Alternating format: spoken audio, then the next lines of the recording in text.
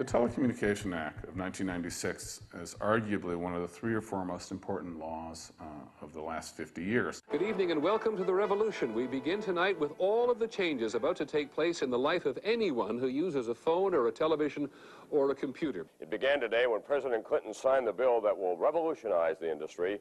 There are big changes coming in the way that we'll get television, telephone, and computer services. This was Congress's sort of charter for how it should see communication develop in the digital age, with the internet, with the changes in radio and television, that this was laying out the fundamental values that should guide the FCC for the next 2 or 3 generations to the information age.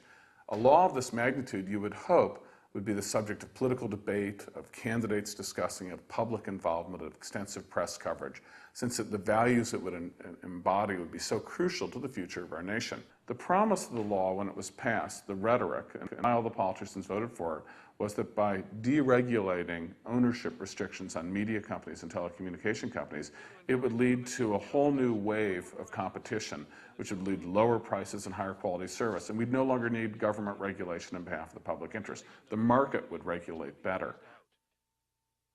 The whole notion of deregulation, though, that's used is really inaccurate. It's a misnomer. There's no such thing as deregulation. What really mean by deregulation is simply regulation on behalf of private interests with no pretense of regulating on behalf of the public. That's what deregulation means. And when you hear the term deregulation, you should substitute that. Deregulation means regulation purely on behalf of private parties, not on behalf of the public. We will help to create an open marketplace where competition and innovation can move as quick as light. There were 2 industries in the bill that were explicitly deregulated immediately, one of which were the telephone companies. In 1996, we had 11 or 12 major telephone companies in the United States, the 7 Baby Bell, Sprint, MCI, WorldCom, and AT&T, and GT&E. Today we're down to about 7, and by all accounts we might be down to 3 or 4 companies within a few years. What that means is we'll go from a situation where we used to have just a handful of companies that were regulated to we'll have a smaller number of companies with even less regulation in the public interest, more private power. A disaster for us, great for these telephone companies.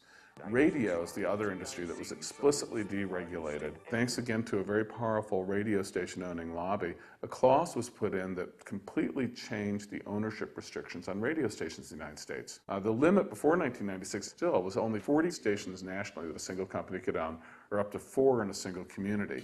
The 1996 law erased the national limit altogether. A company could own as many stations as it wanted, and it could own up to 8 in the largest communities.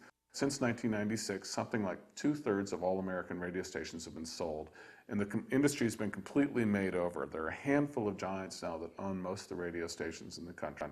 As a result, what's happened is that radio has gone from being our most democratic medium, our most decentralized, our most creative medium, to being our most regimented, standardized, least interesting medium in the country, hyper-commercialized. 94.7 FM plays the best songs on the radio.